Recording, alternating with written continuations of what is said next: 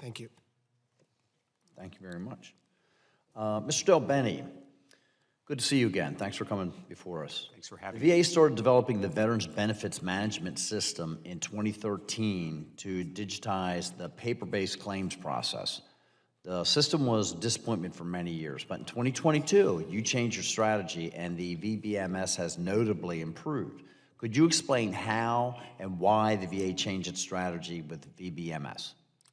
Thank you for the question. I'm very proud of the work that's been done there, and I will pass it to Rob Rifficy, who leads that program, but if there's a couple of things I think in my perspective that I want to highlight first. The first thing is when I came on board, but not as a result of my efforts certainly, but kind of a focus around operational excellence. We looked at the uptime of the system and made changes in terms of our scalability to make sure it would just not fall over as the demand was continuing to increase. And so we have gotten VBMS to the point where it is a highly reliable, high uptime system, which is, I think, the first key. And then the second key is just going to this notion of creating a target platform for the modernization where you want to go, and then incrementally getting us there. So we have this new platform called BIP, and we want to move everything to BIP, but you don't do it all at one time, you do it incrementally. But Rob, do you want to take it from there?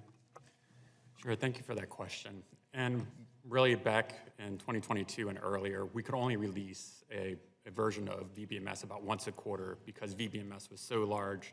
There were so many pieces of it that needed to be tested and gone through and then fixed as bugs were found. And it did not make sense to continue in this model in which we had to wait so long to get a release of VBMS out. And we looked at the various strategies that we could take for being able to release VBMS faster and get the capability into the field, be able to test individual parts without having to rework the whole entire system whenever we found an issue.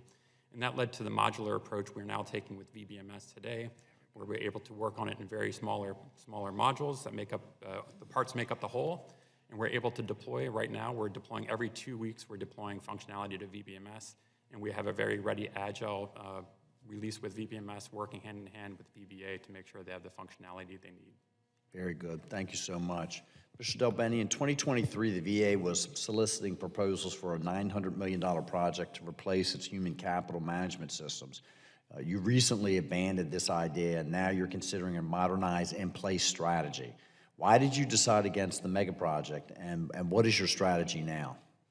Well, I think there's two aspects to that. The first is that the austerity environment that we find ourselves in, we're not going to be able to go out for a very large bid to move the entire HR system to a new platform. I do think moving to a new platform is important.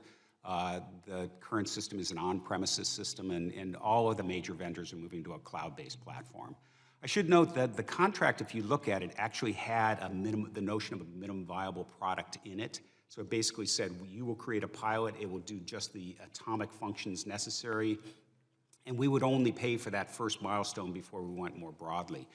But with fiscal austerity as it is, we are moving to a model that says we want to find, kind of similar to how we're doing with VBMS, find that new platform we want to move to, figure out, and it will be a cloud-based platform, figure out how we would take a small modicum of functionality from the HR, I think of it as a process flow from you're recruited to you're offboarded at the end of your career. We'll take a slice of that, we'll figure out how we would move that to a modern platform, and then we'll figure out how to move the other pieces over time.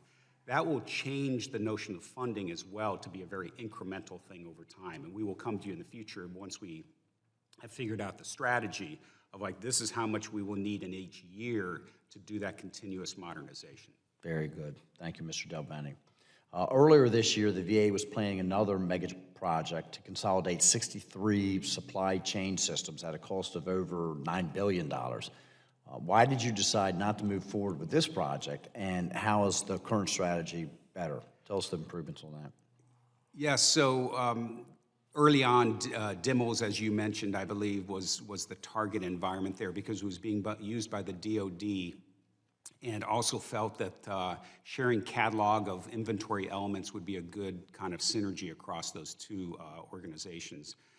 I think we lacked a clear understanding of what the gaps in the systems are today from an end user perspective, and what an incremental approach might look like to improving our supply chains approach.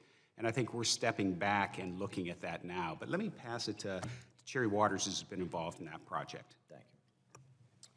Thank you very much for that question. I'm actually really excited to tell you about what we're doing in the supply chain initiative. Very much like what we heard about from our first panel, we are having a very end-user focused approach, and we're doing an iterative strategy. We recently brought a group together, and we looked at what are the most challenging problems that we want to resolve with this system. Then we had teams take them back and evaluate all of those top 24 that were identified from a people, process, and technology perspective.